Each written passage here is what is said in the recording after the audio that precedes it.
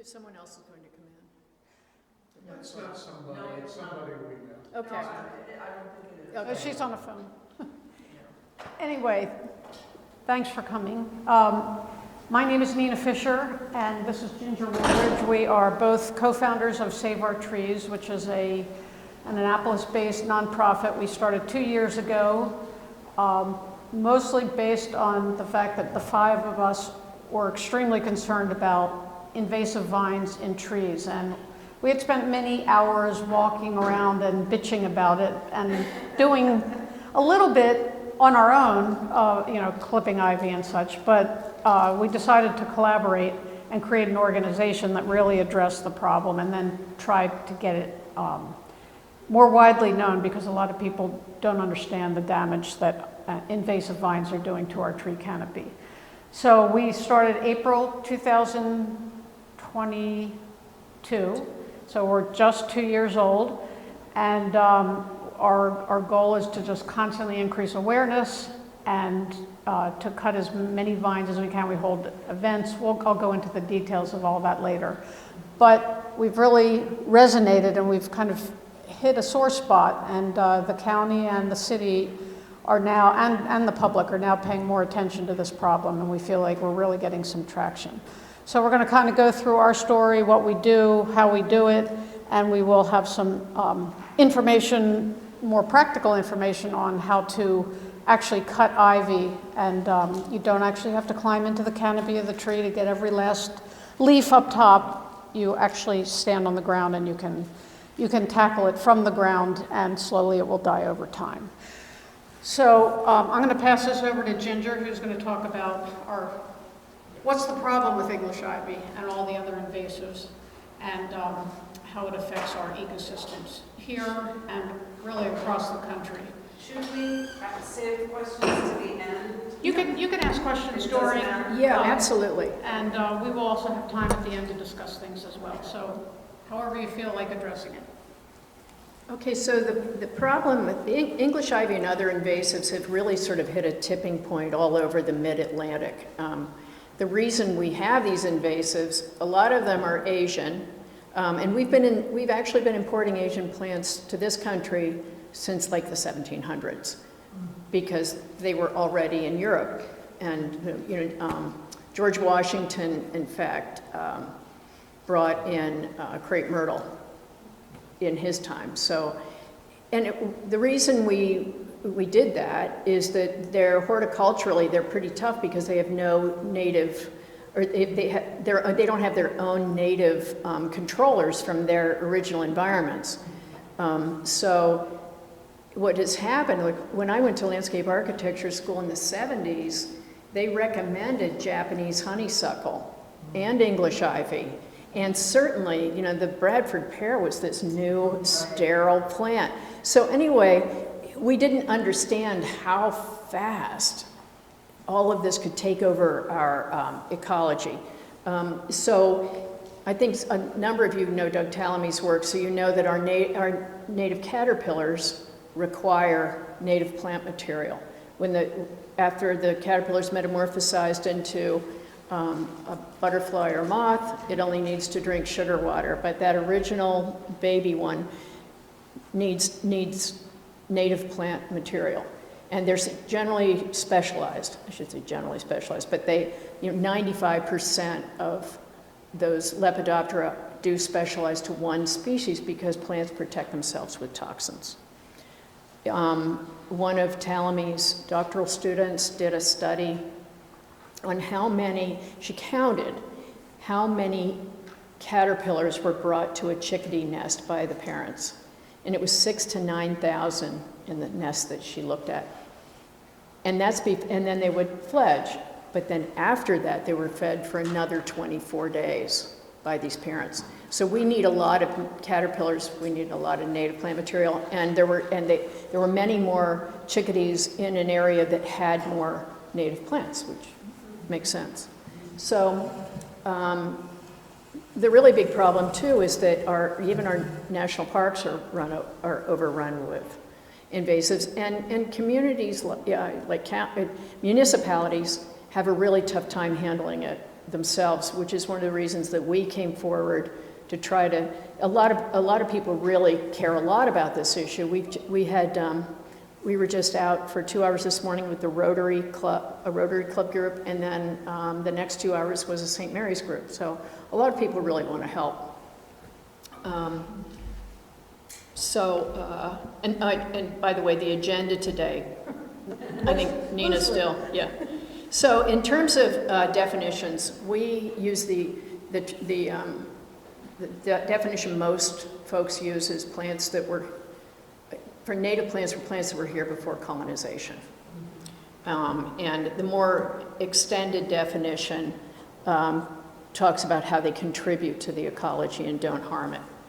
Then non-native were intentionally brought, invasive, non-native that does cause economic environmental harm. And then there are natives that are aggressive, but like they're in a good way. Like I have ostrich ferns that like where they are, so they'll nudge other plants out, but they're also very easy to get rid of. A really nice ground cover right now is golden ragwort, Pacra aurea, which is really great if you're trying to nudge out a non-native. So countywide, we have almost 60% existing tree canopy, but we've had an awful lot of loss. One of the things that as an organization, what we do is we always say we act, we educate, and we advocate. On the county level, we have spoken with County Executive Pittman, and he is going to try to take somebody in the county that already, I think probably in forestry, we're not really sure yet, but one person will be dedicated to invasives, because if we don't take care of these invasive vines in our trees, we will lose our tree canopy. And the tree canopy is also threatened by deer. They're keeping the forest from regenerating. And of course, the English ivy on the ground too is sapping the strength of these trees. That's something we notice, is that properties that have a lot of English ivy on the ground, the trees don't look that good to begin with, and then ivy goes up into them, and they add a lot of weight. We often bring a big chunk of ivy to talks, but we don't have it today, but it's like 4 inches in diameter, and it's very heavy. And so it climbs up into the trees.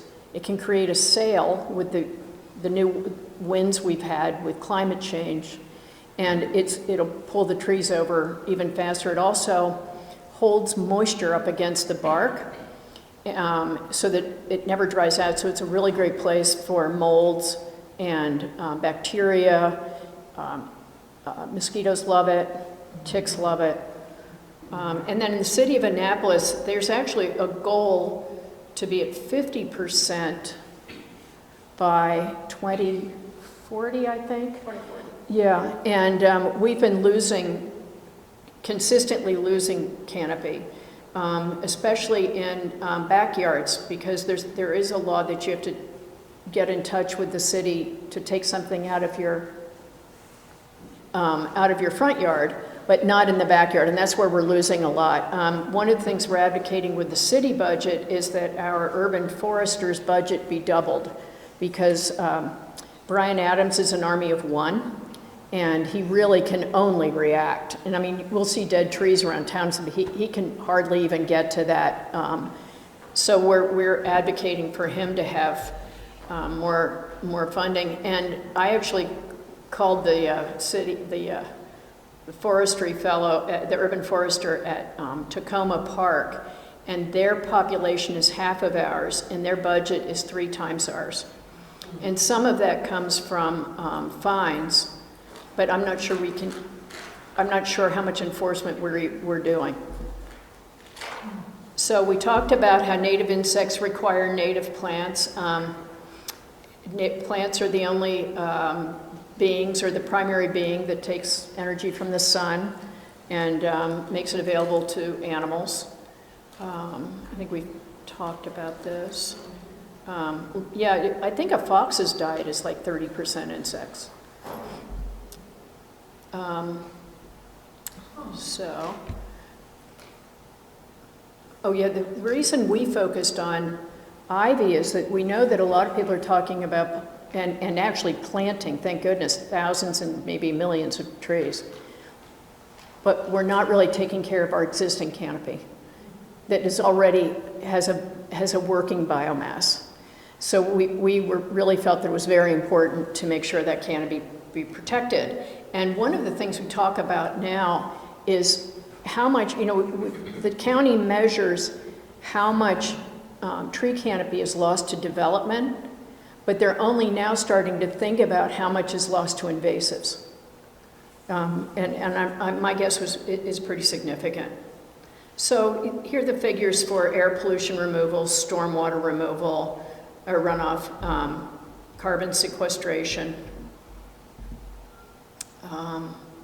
So home near a forest earns average of 10,000 property premium. I mean, we all love living in neighborhoods that are leafy and where our utility costs are lower because there's shade in the summer. Anyway, so your real estate values go up with trees. And then I guess Chesapeake Tree Canopy Network calculated that there's 24 billion in carbon removal and flood control and wildlife habitat and recreation. I think that's probably a low number. And then it costs, there's more crime in neighborhoods that don't have trees. So anyway, there are a lot of... Why do you think that is? Do you know? I think it looks like a neighborhood that's not cared for. There's, if somebody's planting and growing things, it just looks more alive and cared for. Everybody else cares more too. Yes, it's like if you see litter and pick it up, it does invite somebody else to come along and throw some litter. And now Nina's going to tell you about the good news. I'm the doomsayer, sorry.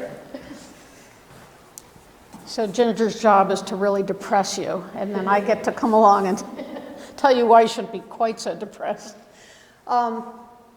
So we've really noticed that in the past few years that people are starting, once you tell them about the problem, they're starting to kind of click. It's starting to click, and they're starting to notice the problem with ivy and understanding it better. And one of our taglines for Save Our Trees is, once you see it, you can't unsee it.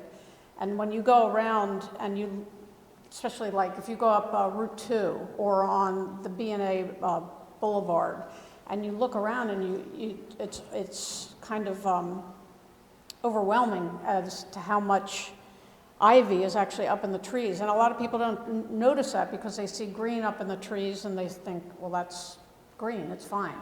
But it's not, and people are starting to notice it. And we constantly get people saying, oh, well, if you'd like a place that needs work, you can come to this place. And we actually don't need any more places that need work. We're overwhelmed with what we have already. But what we're trying to do is ripple outwards and get people to form little groups that then can attack their own neighborhoods and their own communities so that they take responsibility for that, because it's the only way that we're going to ripple outwards and make a huge impact. We're trying to be the center of that, but we can't go out to all these neighborhoods ourselves and tackle the problem. We can help you get started. So people are, and also along with that, other nonprofits and government agencies are starting to see the problem too and starting to address it, especially environmental ones. It's often becoming a component of their programs to address invasives while they're addressing other things. And that's one of the niches that we fulfilled. After a year, we allied with the Watershed Stewards Academy, which you may be familiar with. It's up at Arlington Echo and trains community members to become watershed stewards and to address the problem of water running off of properties and carrying sediment and nutrients into the waterways. And so they train stewards, and invasives was always a small part of that, but it wasn't a focal point. So we came in and we are now a program of Watershed Stewards Academy, and we fill in that little niche there so that addressing invasives becomes a bigger part of their program, and people who become watershed stewards also address invasive vegetation as part of their capstone project.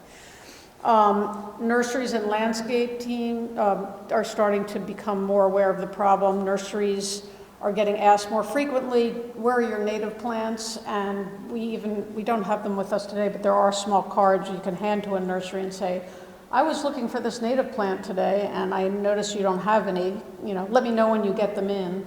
That's one card. The other card is, I noticed that you sell this non-native plant, like English ivy or something like that. So I've decided to take my dollars elsewhere. So if you become more vocal, if you go to a nursery and you say, and you notice that they're selling English ivy, go talk to someone about it. If they hear it enough, they will respond to the consumer. If they don't hear it, they will just sell whatever sells. And the more knowledgeable their consumer base is, the more they will be able to respond to it.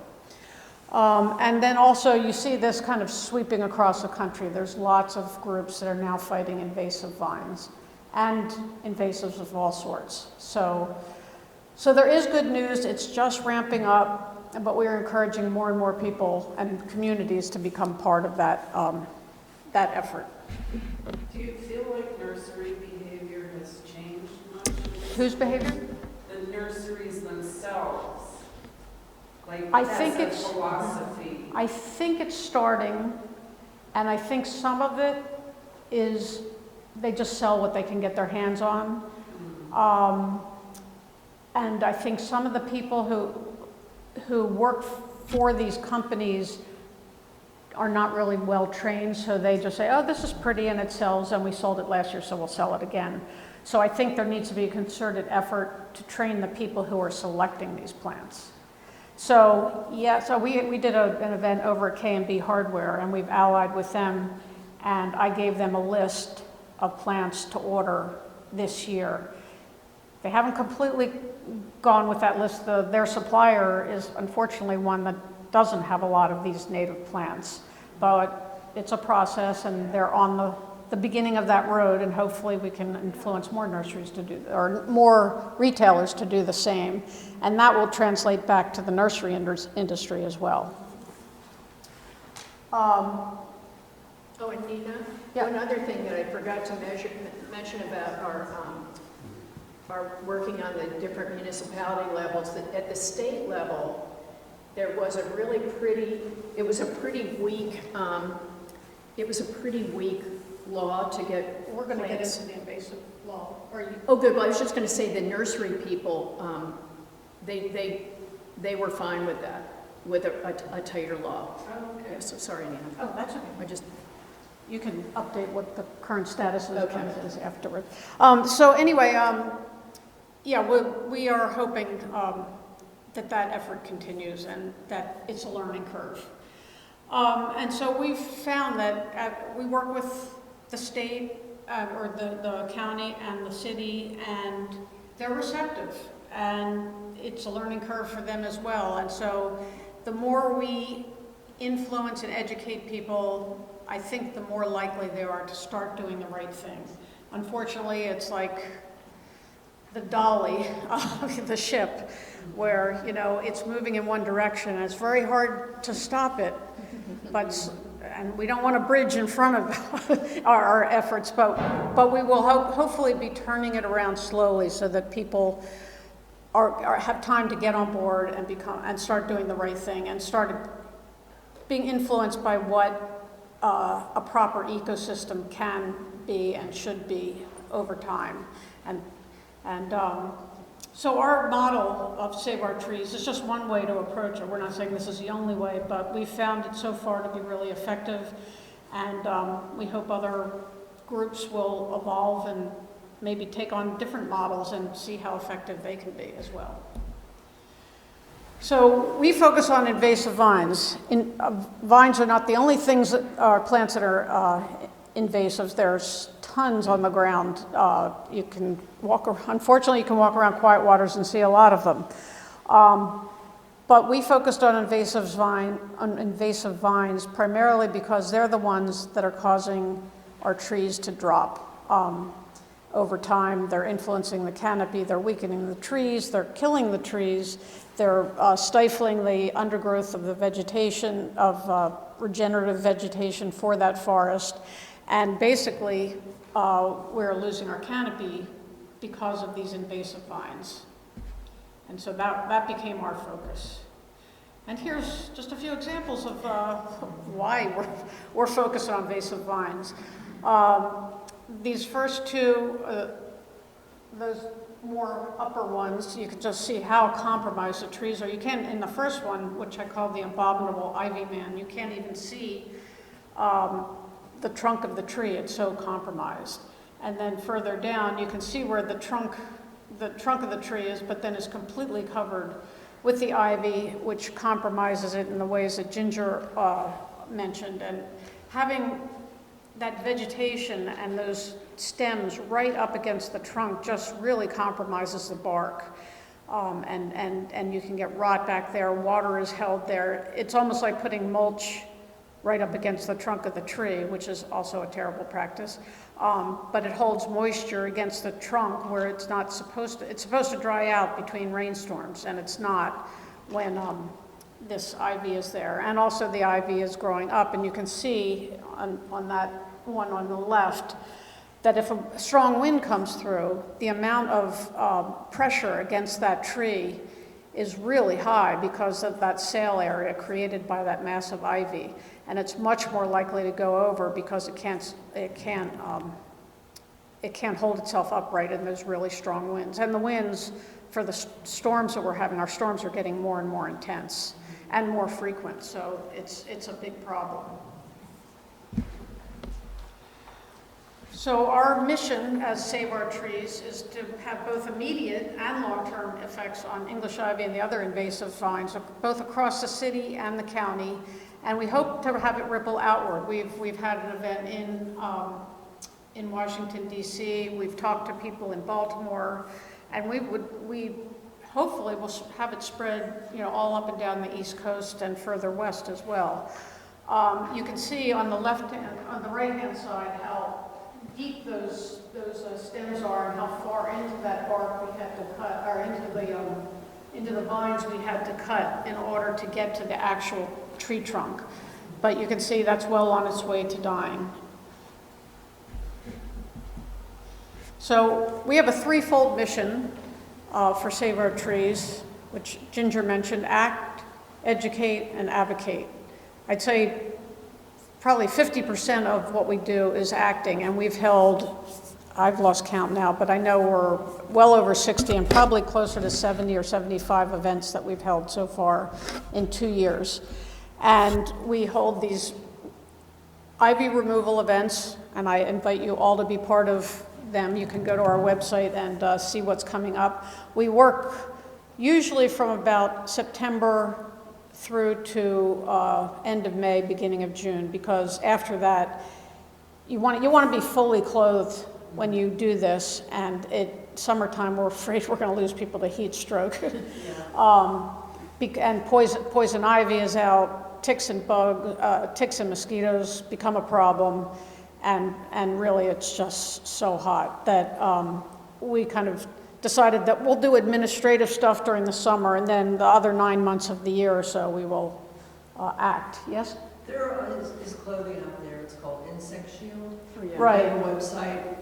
Yeah, which is good, but it's still clothing, and when it's 95 degrees, it's but it is good for keeping the and I know I personally have had 5 tick diseases, so it's just I don't really care if a tick is on me, if it's just a tick, but the diseases they carry are problematic.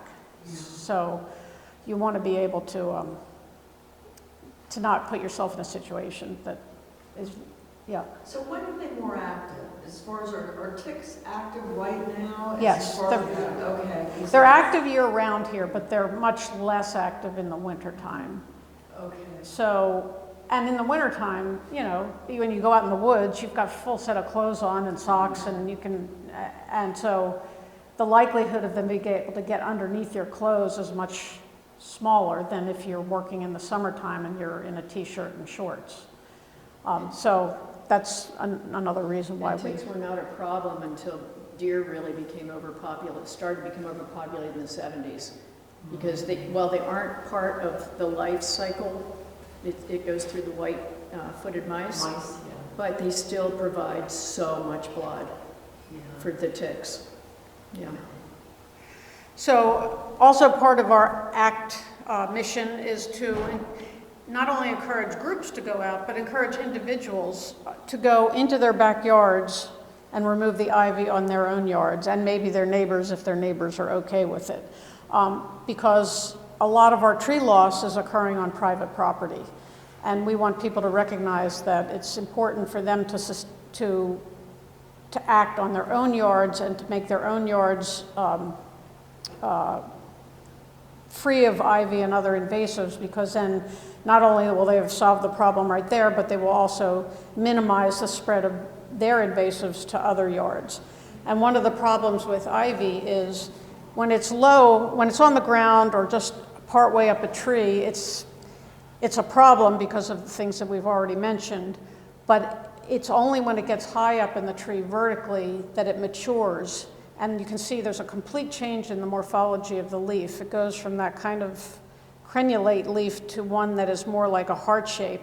And that's when it starts to berry, and then birds will eat those berries and poop them out elsewhere. And that's why even when you've cleared ivy off your own property, like, which I've done, I did years ago, and I still see little sprigs of ivy coming up that I have to pull out periodically. It's easy, but it's problematic because the berries from elsewhere have come in and seeded there. And then we want to replicate these efforts of ours throughout the city, throughout the county, throughout the state, and then wherever else these efforts might take us. And we want to do that both with our own efforts and encouraging others and other people and other groups to take the initiative and work on their own. And then our second leg of our three-pronged mission statement is to educate people. This would be one example of an education, speaking in front of community groups. We've spoken in front of HOAs, we've spoken in garden clubs, we've spoken with groups like Nature Sacred. Wherever we can get the word out to people who are interested in hearing the message is where we will speak and encourage them to become proactive. And then we also want to just let homeowners know how important it is, as I mentioned before, to maintain their own properties as free of invasive plants. And then the second step would be to then replace any of those plants that they've taken out that are non-native and replace them with native plants that actually do provide benefits to the ecosystem and are foundational for the wildlife that most everybody likes to have in their yards. And the more native plants you have, the more likely you're going to have the insects that feed off of those plants, and then it's going to bump all the way up the ecosystem to the predators that eat those insects and the birds and the other things that flourish off of that base native ecosystem. And then the third part is to advocate both, mostly through, I wouldn't say lobbying because it makes us sound like the tobacco industry or something, but talking to our citizens, our county and city officials and even state officials about how important this issue is. And we've had some modest success in doing that. And Ginger is going to talk briefly about the invasives law that was just passed by the Maryland legislature. That's going to ban a lot more of the native plants that were being sold in nurseries. There was a law in effect that was fairly inconsequential since 2011, but we now will hopefully have more teeth in that, and so nurseries will not be able to sell some of the things that are most damaging. And can you just say what the status of that is? Yeah, well, first of all, the new law is really, really good. Some folks from the Maryland Native Plant Society, along with the Sierra Club, really worked hard there were a lot of problems with the old law, including that it was quite cumbersome to identify an invasive. And in fact, the law would not have made English ivy illegal. So now it's a much tighter law. It includes aquatic invasive plants as well. And they're trying to bring DNR more into agriculture. Ag has been the department that has been handling this because they license nurseries. And to your question about nurseries, the Nursery Association was behind this. They did a great job of getting buy-in from all the players. So it has passed the House and the Senate, and I think it calls for, the fiscal note calls for 3 new employees, but it's hard to get money these days. So we're going to make sure that we pursue it and talk to the senators, the delegate and senator who promoted, to make sure, you know, if we need any help. The local Sierra Club has, you know, 1,500 members, and we can reach out to other people if we need to support the line, make sure it gets funded, because sometimes that's a problem. Thanks. And so we, this goes to what she just said, is promoting the use of public funds to overall preserve the canopy, the tree canopy. And that is one way we would do it. And then also just the awareness issue that we've been talking about, and making sure that legislators and others in government know about how severe this problem is and how they can go about trying to solve some of the issues related to it. So as a group, one of the things, you know, when you dream about, well, we dream about dead ivy falling off of trees, because when you do cut it, you leave it up in the tree, and then over time it will fall. And I will get into that in a moment, into the how-to. We also envision garden centers, going to a garden center and not seeing the invasive plants for sale, which would really be great. And then other people like yourselves and people who are coming here to learn about Earth Day events, is just recognizing the problem and then deciding that they want to do something about it, even if it's restricted to your own yard. You know, it's going to take efforts big and small to help solve the problem. I don't know if we'll ever get rid of it entirely, but I think we can manage it and make it a lot better than it is right now. So here's the nuts and bolts part of how to remove ivy. And I'm going to be a tree.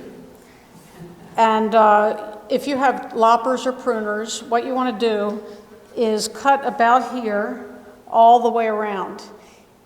If it's really thick, and sometimes the ivy stem can get like this, which is that one piece we had that we did not bring today. It's actually 45 years old, and it's this high, and it weighs 2.5 pounds.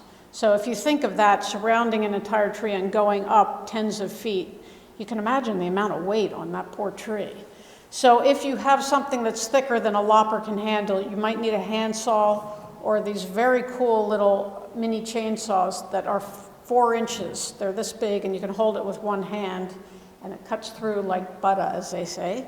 And they're just amazing. And every time I show a person one of my little hand chainsaw, people race to the store and get one themselves. So they're battery powered. They're battery powered, so you just, you know, it lasts for a while depending on what you're cutting through, and then you just charge it up at home. Mm-hmm. And they are just really great for getting through things that otherwise are kind of tough to get through. And the nice thing about it is they're very light, so you can hold it with one hand and get into spots that are a little bit tricky. Anyway, so you cut all the way around the tree to about here. If it's really thick, you're not going to be able to pull down. But if you can, grab the stem and pull it down down off the tree and away at the bottom of the tree. We're trying to create a ring of life that's a couple feet wide at the base of the tree, because ivy will grow back, and if it's all covering the ground, it's going to grow towards the tree again. But what you're trying to do is dissuade it and get off the most egregious vines, the ones that are the thickest, that are really compromising the tree. So you can pry it off. You can use something called a hori-hori knife, or even just a flathead screwdriver. If you want to just pop it off, then you can usually kind of get behind the bark or behind the stem, just above the bark, and grab a piece of it, and then you can pull down.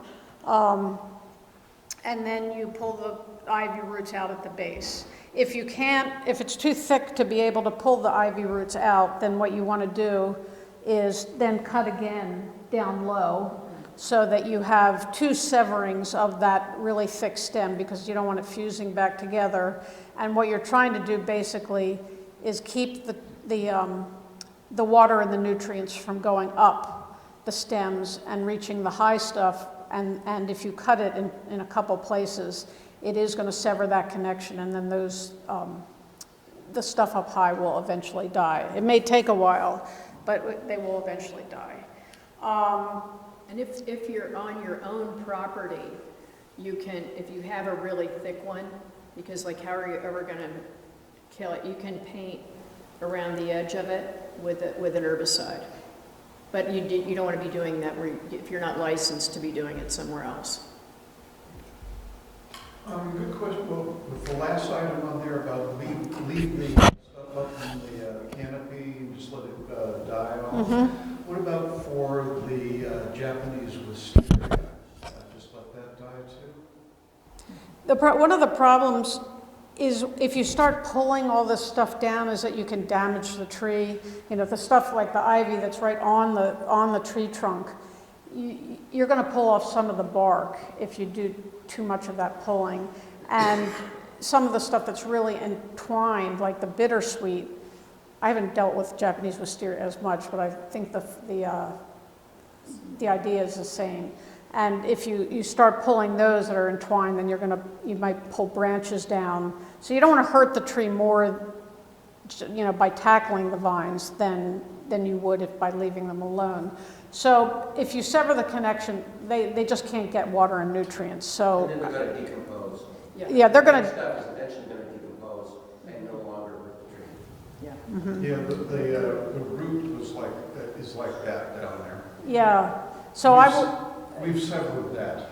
You severed that, yeah, she was mentioning that before, and then, like 3 feet up, 4 feet up, we've severed, so it's got a huge gap. right, so it's gonna die, it's just gonna, Yeah, it's already started. yeah. So there are other products out there that you can put on roots to make them dissolve, which I've never done this before. Would you recommend that we do that to the Japanese wisteria roots in the ground? I would check with Bowen's. Yeah, I don't- Oh, okay. Yeah, usually the chemical wherever stuff, you- yes, for stump removal. Yeah. But, Yeah, I mean, we got a stump. But it's living, right? It's still living because Well, it's got the roots, yeah. Yeah. And sometimes, one of the best things to do is to just exhaust it by constantly cutting off any new shoots. So it's constantly trying to get some leaves out so it can photosynthesize and create energy for itself. But if you're constantly lopping them off, over time, it's tough for it to stay living. So it depends how long you want to tackle this. So maybe even let it do a lot of green growth just up to the point where it's going to flower and then cut it off. Because it's put so much energy into that effort, that might help deaden the rest of it. So in this picture, you can see on the left side how these are not very big stems, but you can see how it's actually encircling the entire tree.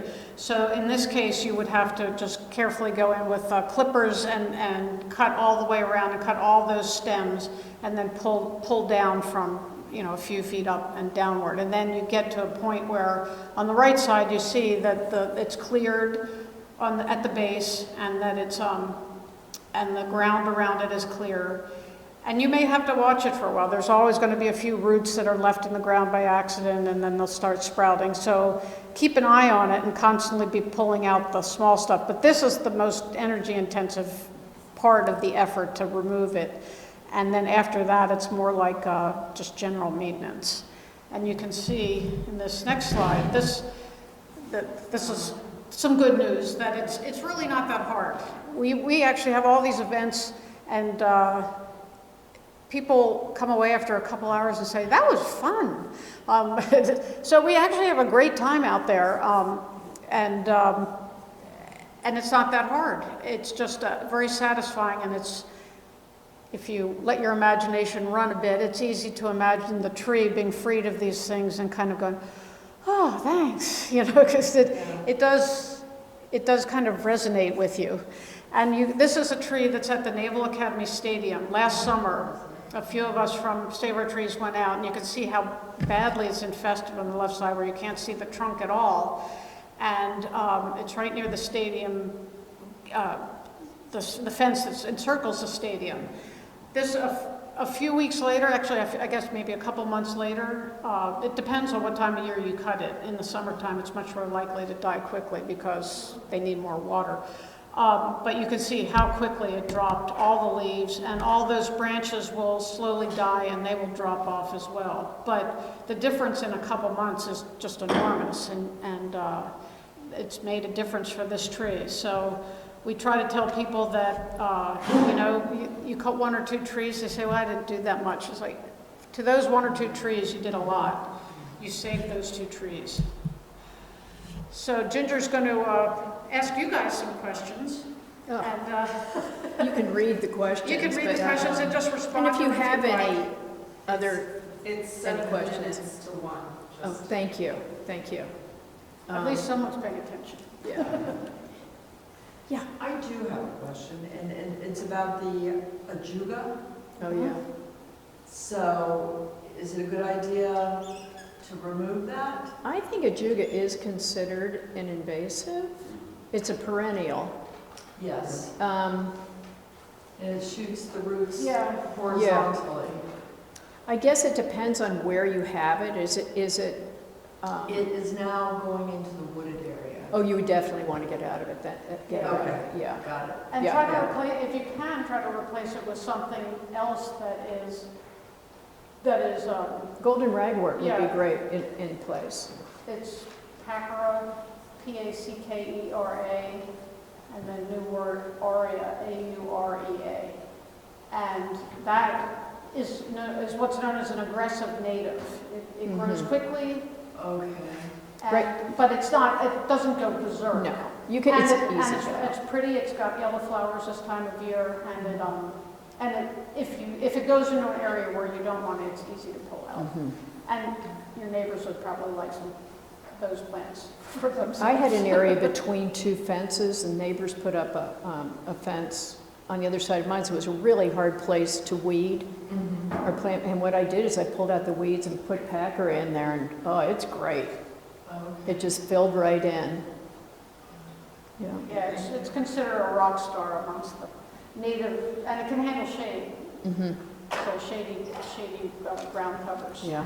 And of course, the best thing is to get English ivy totally off the ground too, because it does sap the strength of the trees. And it also is on a bank, it's really not good to hold up even a bank because it's very shallow rooted. It's kind of like periwinkle or the Japanese pachysandra. It's very shallow rooted. So when there's runoff, water can go right under it.